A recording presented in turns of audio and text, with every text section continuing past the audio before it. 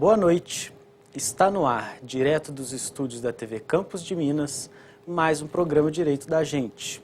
Hoje em uma edição ao vivo, coisa que eu não faço há algum tempo, porque nós estávamos fazendo uma série de programas especiais, aproveitando as palestras promovidas pela TV Campos de Minas.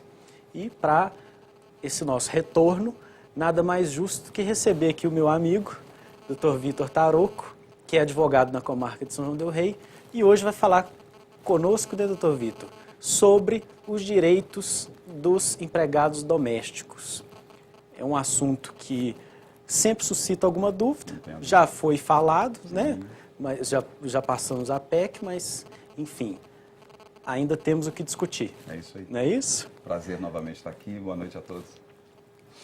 Boa noite, doutor Vitor. Boa noite. Né? A gente vai perder na prática, viu, Vitor? Muito Isso é tempo normal. gravando programa, aí quando veio ao vivo a gente fica meio assim, mas tudo Assim bem, mesmo. vamos lá. Doutor Vitor, então para a gente rememorar essa mudança que teve, vamos retomar essa questão da PEC das domésticas, que é como Vamos ficou lá. nominada na época. O que foi isso? Isso aí, na verdade, essa PEC, né, esse projeto de emenda constitucional aí que já virou uma lei, hoje regulamentado pela Lei 150 de 2015, é a lei que atribui aos empregados domésticos praticamente todos aqueles direitos que eram garantidos aos empregados seletistas, né? A diferença antigamente é que a empregada doméstica tinha uma lei específica que regia a relação de serviços, que foi substituída pela lei que está em vigor hoje, então ainda é uma legislação específica, mas essa legislação se aproximou muito, né, em relação a direitos do que prevê a CLT, a Consolidação das Leis do Trabalho, né, que atribui aos empregados domésticos direitos aos quais ele não fazia jus antigamente, tais como seguro-desemprego, FGTS, seguro-acidente, dentre outros aí que todos nós hoje aí já sabemos, já temos um ano praticamente, mais de um ano, né, da entrada em vigor dessa PEC das domésticas e, segundo pesquisas aí, tem aumentado o número de empregados domésticos com carteira assinada, em que pese ainda no Nordeste esse número não ter sofrido uma variação muito grande na região Nordeste do Brasil, mas na região Sudeste houve um aumento considerável em relação às assinaturas de carteiras de empregados domésticos. Doutor Vitor, e eu acho, além disso tudo que o senhor falou aqui muito bem, de FGTS, Claro. essas questões, né, porque passou a ser obrigatório. Sim. Eu acho que um dos pontos fundamentais dessa aproximação do empregado doméstico com o regime seletista, né, da CLT, é a questão da jornada de trabalho. Né? Não tenha dúvida. Isso é uma coisa que nós orientamos a todo empregador ter em casa um caderninho anotando os horários de entrada e saída e de descanso para a alimentação do empregado doméstico. O empregado doméstico hoje, ele tem uma jornada definida por lei, que é de 8 horas diárias e 44 horas semanais. Sabemos aí que existe a possibilidade da contratação por tempo parcial, né, em regime de tempo parcial, onde o empregado às vezes vai, por exemplo, só na parte da manhã, ou então vai só na parte da tarde, né, e sempre lembrando que essa jornada parcial, ela não pode extrapolar 25 horas semanais, ou seja, o empregado nessa jornada parcial, ao invés de 8, ele pode trabalhar no máximo 5 horas diárias. Existe uma previsão na lei de 1 hora extra, caso necessário, né, mas aí é uma questão que tem que ser analisada ponto a ponto e eu aconselharia a consulta a um advogado, né? num caso concreto, para que não gere dúvidas aí e para que o empregador não ache que esteja fazendo o correto e no final ter uma surpresa com a notícia de que estava assinando a carteira ou pagando o salário de forma errada ao empregado contratado pelo tempo de jornada parcial. Perfeito. Agora, doutor Vitor, uma das discussões que se criou na época de aprovação dessa PEC, ela é do ano de 2013, Isso. é que alguns direitos foram garantidos, né?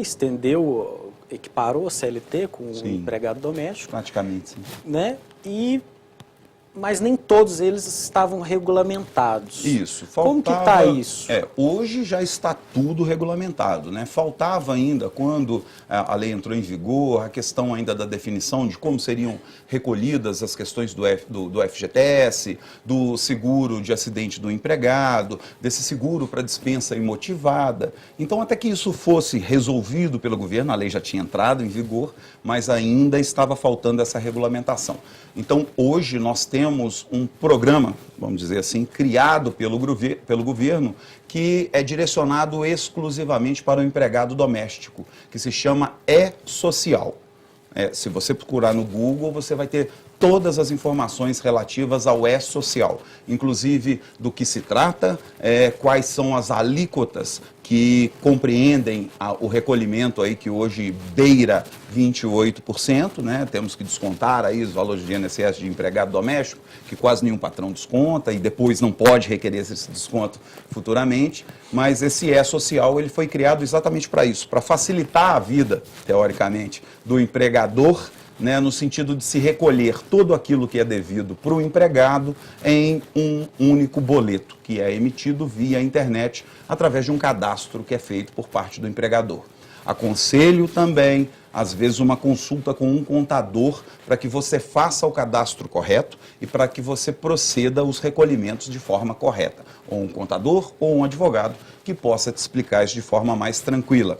Eu sempre lembro isso. Tem muita gente que acha que está fazendo o correto, mas depois descobre que tem algumas pegadinhas na lei, algumas coisas aí que podem ser diferentes daquilo que está sendo feito pelo empregador. Então, às vezes, essa consulta ela é muito válida para te precaver futuramente de possíveis problemas. Às vezes a pessoa, e acredito que os nossos telespectadores aqui possivelmente podem até, porque seria até uma dificuldade natural. Por exemplo, a alíquota do FGTS é 8%. Isso. Mas a do INSS ela varia. Varia de 8 a 11, vai depender do salário do empregado, entendeu? Aí, de repente ele está recolhendo em 8 e era 9%. Exatamente, né? Aí você vai tomar um susto e depois vai ter que fazer esse recolhimento à parte, tudo mais, justiça do trabalho, gasto com advogado. É preferível você precaver, né? Você chegar antes aí, ser proativo, né? Tentar resolver, tentar prever o que vai acontecer aí e tentar resolver aí alguma coisa nesse sentido, para que você não tenha nenhuma surpresa desagradável futuramente.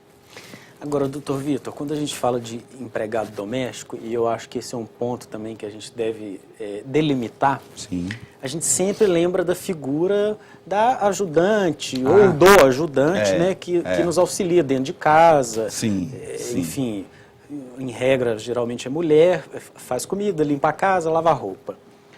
Agora, para definição legal, o que é o empregado doméstico? É só essas pessoas? Ou... Não. O empregado doméstico, ele não se limita àquela pessoa que limpa a sua casa, que faz a comida para você, não. O empregado doméstico é todo aquele empregado contratado para trabalhar para um empregador cujo serviço não gere renda ao seu empregador.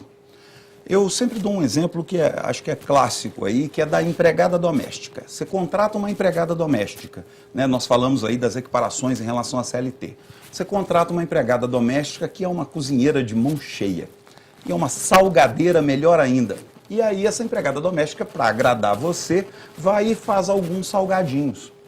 E aí vão seus parentes tomar café na sua casa, ficam encantados com salgadinhos e começam a te fazer encomendas de salgadinho. E você começa a usar a sua empregada para poder fazer salgadinho, para você vender para seus conhecidos, os seus parentes e tudo mais. Ou seja, aquele trabalho, ele deixou de ser prestado de forma direta para você, sem nenhuma aferição de lucro, sem que você não esteja ganhando dinheiro com o serviço prestado.